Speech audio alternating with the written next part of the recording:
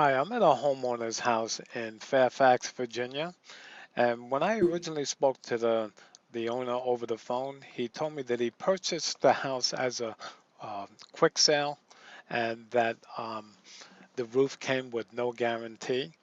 And when I first pulled up to his house, I'm saying to myself, I hope he doesn't have a roof leak in this area here with a flat roof and the shingle roof joint. And the reason for that is there's so many different areas up above that can cause this area to leak, such as the wall, the valley, the solar panels, the pipe flanges, everything. So I was hoping it would be in the back of the house anywhere but here. But when I spoke to him, he said his leak is right here.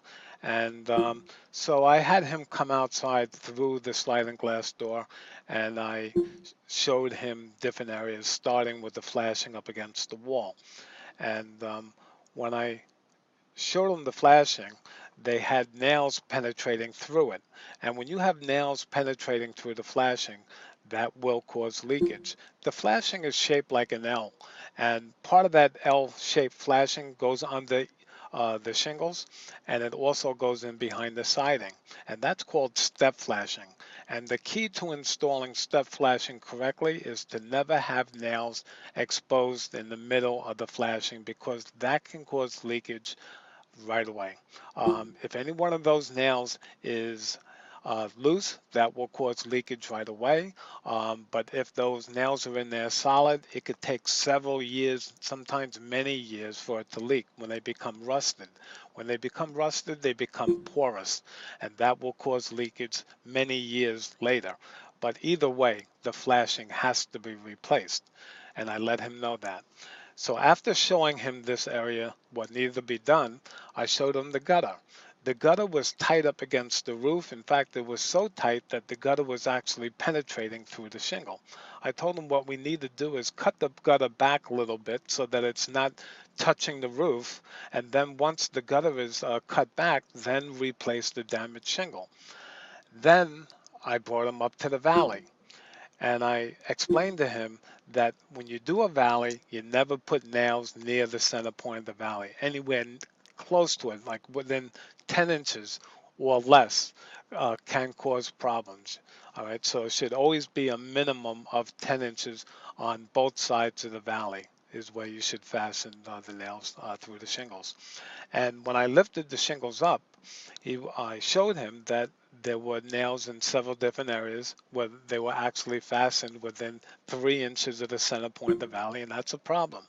And then there were some shingles that were even cut short, and that would cause leakage as well. So I also brought him over to the solar panels and I showed him some additional areas that will cause leakage down in the problem area, such as these 2x4s. You have two here, two on the back side, and the same on this side here as well. Now these 2x4s were installed new when they replaced the shingle the roof 2 or 3 years ago, but the problem with those 2x4s is then when they fasten their 12 penny common nails through the 2x4s, they split the wood in half. So that would cause leakage down to the lowest pointer as well.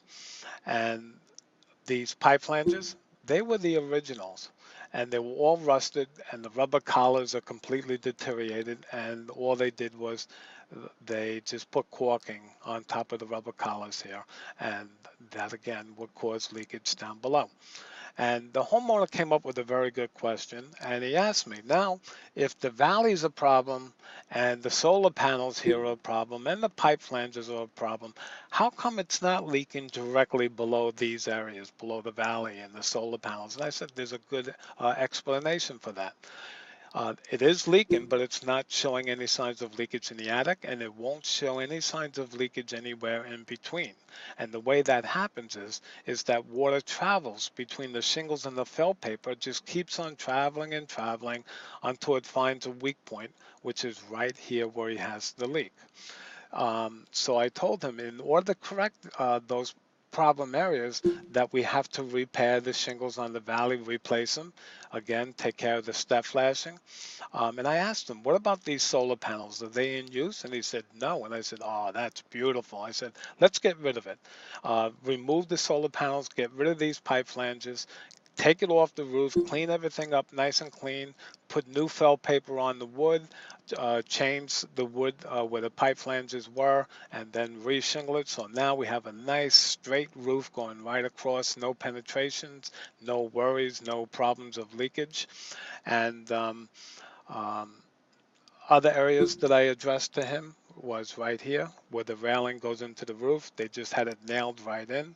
So what we had to do is put step flashing on both sides of the railing, then cap it off with new aluminum flashing, um, and then have that flashing go underneath the shingles correctly.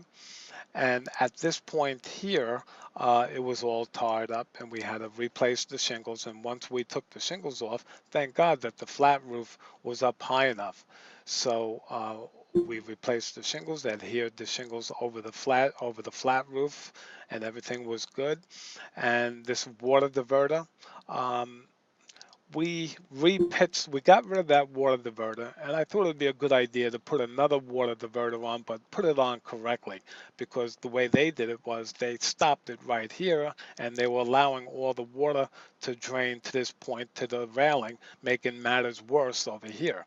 So we changed the water diverter, made sure that it had a nice pitch on it, and nailed it in from about here, slightly past the railing so that the majority of the water coming from up above won't make it to the flat roof and it will be deposited into the gutter, which it was. And this was done quite some time ago, and I've never heard back from the homeowner again. Everything came out well.